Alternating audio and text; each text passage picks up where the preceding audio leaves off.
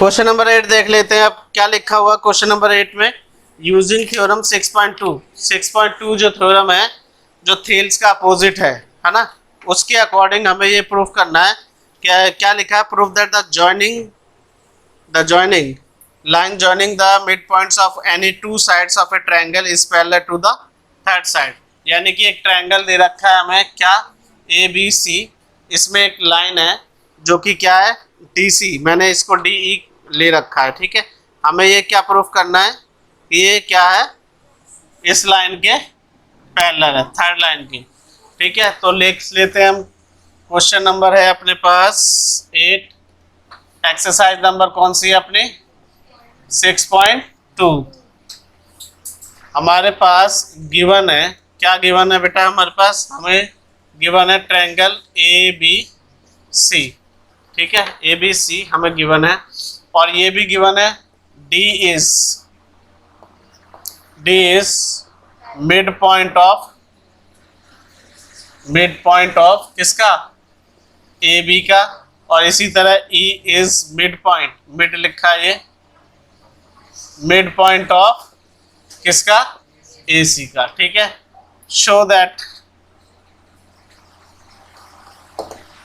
That हमें ये show करना है कि डी ई पैरेलल है किसका, बी सी के, ये इसके पैरेलल, ये हमें शो करना है। ठीक है,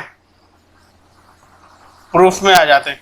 इनके थेल्स में भी यही सारी चीजें दे रखी थी कि डी जो है वो मिड पॉइंट होता है ए बी का, और ई मिड पॉइंट है किसका, ए सी का। अगर ऐसा है तो क्या होता था, ए डी अपॉन में D B is equal to A E upon में ई सी, यही था, यही बात थी।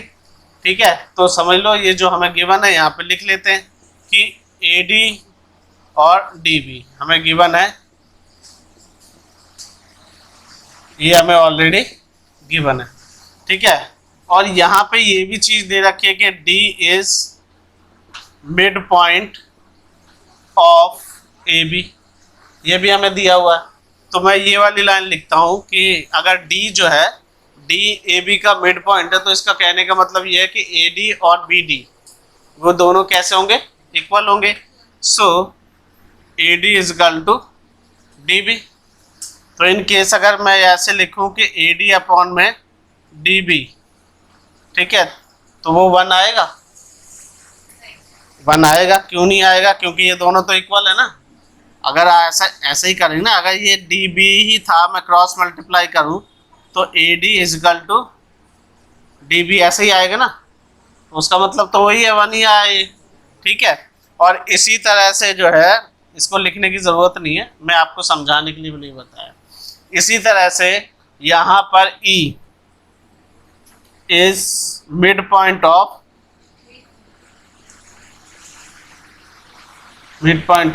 ए सी, मिड पॉइंट है ए सी का, तो हम ये कह सकते हैं कि ए ई इक्वल है किसके, ई सी के। तो इन केस ऐसा है तो यही होगा ना, ए ई इक्वल टू ई सी, वो किसके इक्वल होगा, 1। अभी मैंने प्रूफ करके बताया था, चाहे तो आप बेशक क्रॉस मल्टीप्लाई करके देख भी सकते हैं।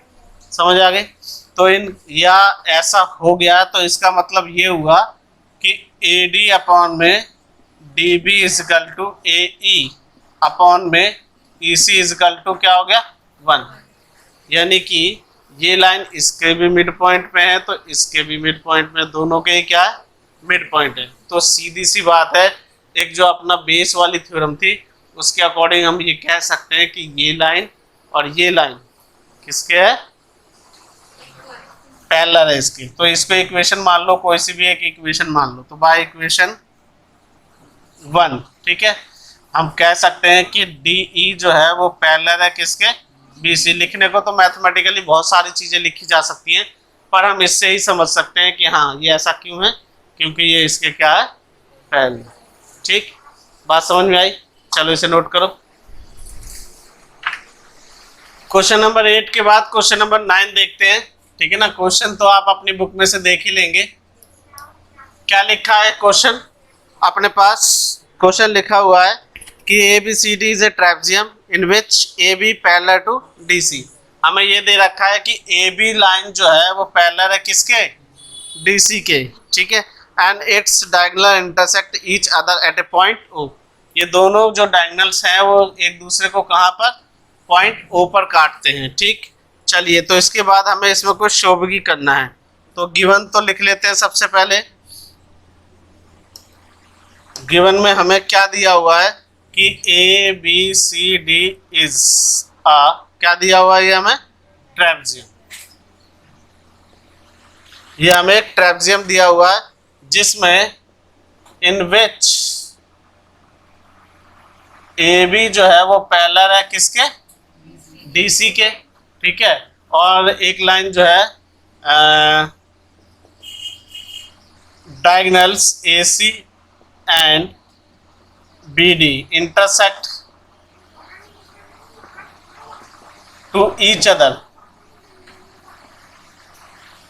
कहां पर, पॉइंट ओ पर। ठीक है, किस पर काट रही है, पॉइंट ओ पर काट रही है। शो दैट,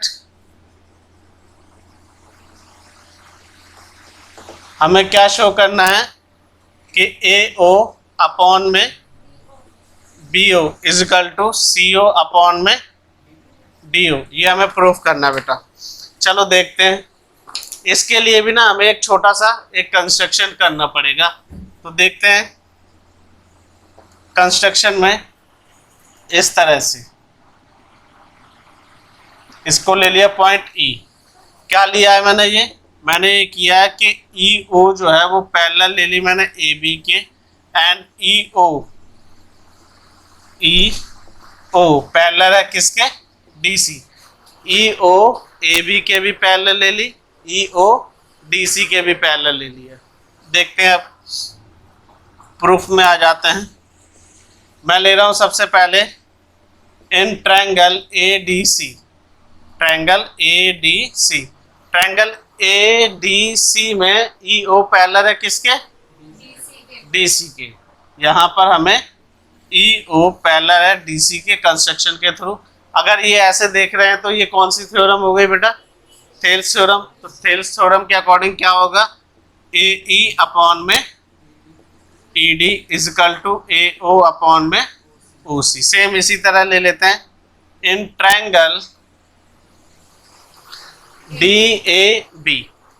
ठीक है, उल्टा वाला ट्रायंगल, ये इसको भूल जाओ। ठीक है, D A B, D A B, इसमें क्या है, ई ओ पैरेलल है किसके, ए बी के। फिर वही चीज चलते हैं, इसमें भी क्या आ जाएगा, ए ई अपॉन में ई डी, और ओ बी अपॉन में ओ डी। क्या लिया मैंने, ए ई अपॉन में ई डी, चाहे मैं ई डी अपॉन में ये लेता तब भी वही बात थी। ठीक है, इसी तरह ओ बी अपॉन में ओ डी ले लिया। ये इसको ले लिया इक्वेशन 1 और इसको ले लिया इक्वेशन 2। आप देखोगे कि ये और ये सेम है, कैंसिल हो जाएंगे ये। तो फिर लिखते हैं बाय इक्वेशन 1 एंड 2, समीकरण 1 और 2 के द्वारा। तो देखोगे ये आएगा हमारे पास, यहाँ लिख देता हूँ, ए ओ अपॉन में O C is equal to O B upon में ओ डी। क्या यही प्रूफ करना था हमें, नहीं ये नहीं प्रूफ करना था। देखो ए ओ के अपॉन में क्या है, ओ बी या बी ओ, और अपना क्या आ रहा है ये, तो हम क्या करें, इसको क्रॉस मल्टीप्लाई कर देते हैं। तो देखो ए ओ इंटू में ओ डी आ जाएगा और ओ बी इंटू में ओ सी आ जाएगा। अब बस इसको इनके अपॉन में ले लो, ए ओ अपॉन में ओ बी और ओ सी अपॉन में ओ डी। ठीक है, क्वेश्चन को सेटिस्फाई करने के लिए जैसा क्वेश्चन में दे रखा था उसके अकॉर्डिंग लिख लेते हैं कि ए ओ अपॉन में बी ओ और सी ओ अपॉन में ओ डी। ठीक है, ये प्रूफ हो गया। समझ आ गया ये, किसी को डाउट है इसमें, चलो नोट करो।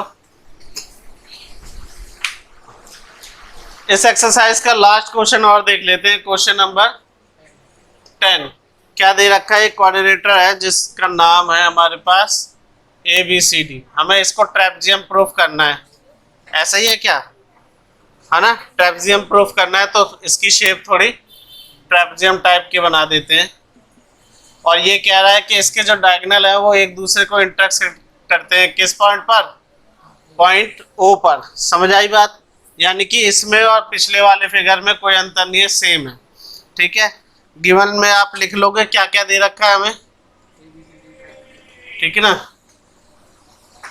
ए बी सी डी, ठीक है ना।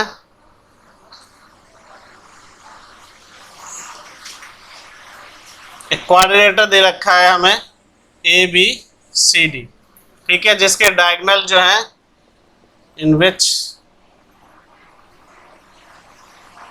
diagonals are intersect to each other at कहाँ पर, पॉइंट O पर, ठीक है। और कुछ दे रखा है नहीं। फिलहाल एक और चीज दे रखी है कि AO अपॉन में BO is equal to CO upon में DO, यही दे रखा है। शो दैट, क्या हमें शो करना है इसमें कि ABCD is a trapezium, ABCD is a trapezium, ये हमें प्रूफ करना है बेटा। तो इसमें भी हमें ना किसकी जरूरत पड़ेगी, कंस्ट्रक्शन की जरूरत पड़ेगी। क्या की जरूरत पड़ेगी, कंस्ट्रक्शन। वही कंस्ट्रक्शन कर लेते हैं। क्या है कंस्ट्रक्शन कि EO मैंने पैरेलल ले लिया किसके, AB के, और EO जो है वो पैरेलल है किसके, DC के। EO लिखो या OE लिखो, एक ही बात है। इतनी बात समझ में आ गई। सॉरी, ये पैरेलल है, ठीक है। अब एक ट्रायंगल ले लेते हैं, कोई सा भी। कौन सा ट्रायंगल ले लें, in triangle ADC, triangle ADC, इस ट्रायंगल में ले लेते हैं। इस ट्रायंगल में क्या है कि EO जो है वो पैरेलल है किसके बेटा, कौन सा वाला ट्रायंगल है, ADC, तो नीचे वाले के DC के, ऐसे ही होगा। तो इसका मतलब क्या हुआ कि AE इक्वल आया किसके, ED के, और AO इक्वल आ गया किसके, OC के। ऐसा ही है। मैं इसको थोड़ा सा चेंज कर लेता हूँ अपने इसके अकॉर्डिंग। देखो हमें ये दे रखा था, तो इसमें क्या ले लेते हैं, AO अपॉन में OC is equal to BO upon में OD। ऐसे कर सकता हूँ ना मैं, पिछली वाली एक्सरसाइज उसमें क्वेश्चन में भी हमने करा था। तो इससे क्या होगा, ये और ये चीज मेरे को सेम मिल गई। ये ऑलरेडी हमें गिवन था, बट हमें क्या गिवन है, ये AO जो है, AO OC is equal to OB and DO, ठीक है। तो ये तो सेम हुआ, ये और ये क्या हुआ, सेम। इसके अकॉर्डिंग ये दोनों भी क्या हो गए, same. So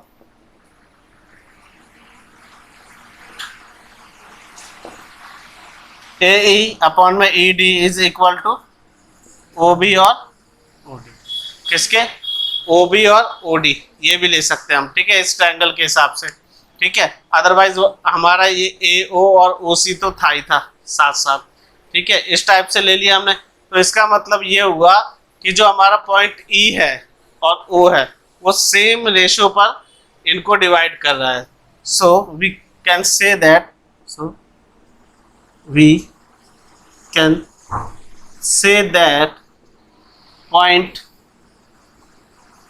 points E and O are intersect AD and AC in